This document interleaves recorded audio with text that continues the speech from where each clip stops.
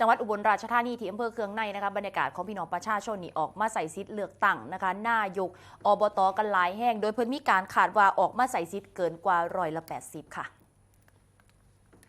ที่หน่วยเลือกตั้งเขตพื้นที่ตำบลกลางใหญ่อำเภอเคืองในจังหวัดอุบลราชธานีบรรยากาศการเลือกตั้งสมาชิกสภาองค์การบริหารส่วนตำบลและนายกองค์การบริหารส่วนตำบลกลางใหญ่ตลอดทั้งมือค่ะเป็นไปด้วยความเรียบร้อยพี่น้องประชาชนเดินทางมาลงทะเบียนและแสดงตนเพื่อใส่สิทธิ์ตั้งแต่ช่วงของ 8 โมงเช้าอย่างต่อเนื่อง